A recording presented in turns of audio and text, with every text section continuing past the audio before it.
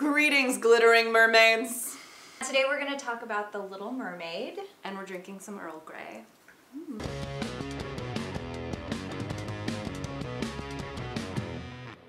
The impetus of this video is that if I hear one more person say that the moral of The Little Mermaid is that you should give up your voice for a man, I'm going to blow some shit up.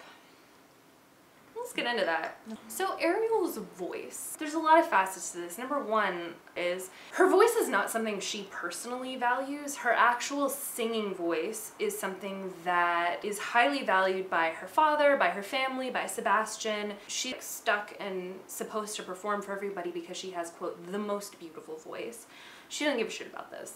And she's also not using it for herself. It's not, I am Ariel with the most beautiful voice. It's, I am Triton's daughter with the most beautiful voice among his daughters with beautiful voices. And also, when you describe what Ariel does in the movie as giving up her voice, deliberately taking the literal and making it figurative, there's an ableist connotation to that, which says that people who can't speak don't have a voice, which is very untrue, and it's demonstrably untrue with Ariel because she is extremely expressive. I think the second part of this is Ariel gives up her voice for a boy.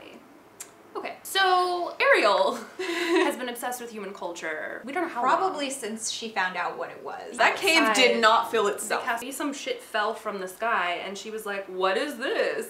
I'm into it. Little Mermaid was my favorite movie as a kid, and I think it's because Ariel had this like secret world to herself. Yeah. That was very much how I played as a child, just like doing weird shit by myself.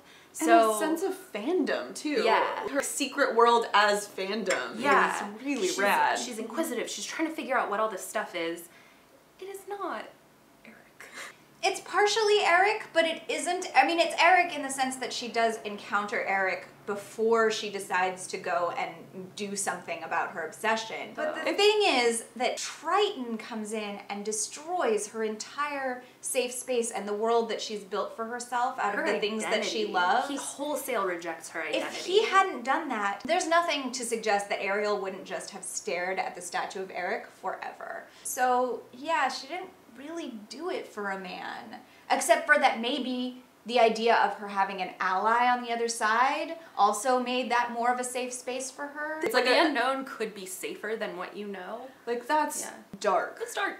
That's and that's really what happens dark. to Ariel. We want to talk about some of the things that we really do love about The Little Mermaid and the different people and groups that it resonates with.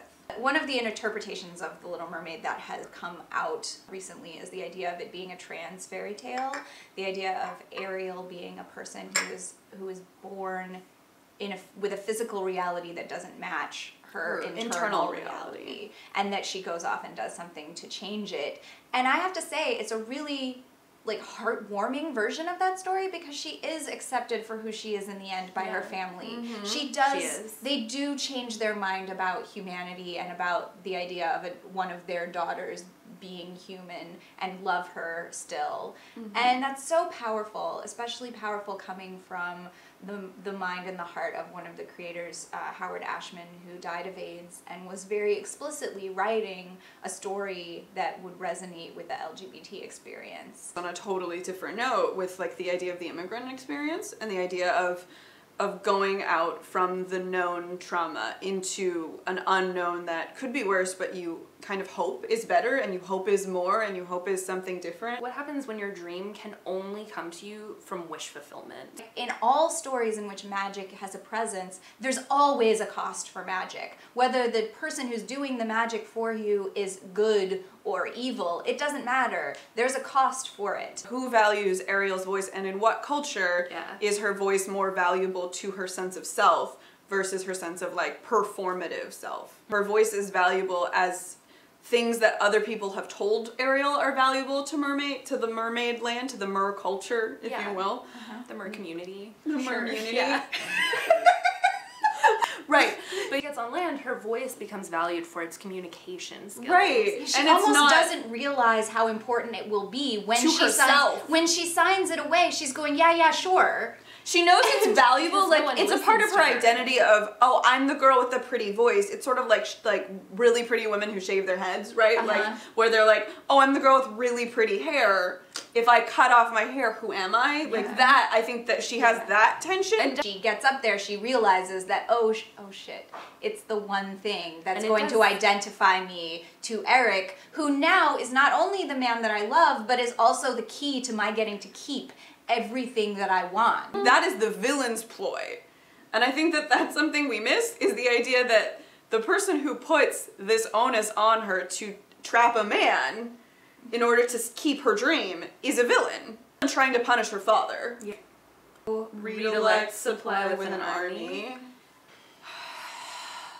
We should read all of the sisters. I think they give them an actual voice? In the prequel TV series that they did, the sisters all have really great individual personalities, and so I think that they all have something really neat and cool to say. I think I'd give Ursula an army. I think she like could have used that power to maybe reestablish a matriarchy. I think that's the prequel. Right, the prequel to the prequel. And like I think we have clearly established a trend here for wanting to give female villains armies, because so many times a female villain is bad because of things that happen to her, and that if she had more power that she could express in some It's the Morgana thing, right? Oh, you know who I want to elect?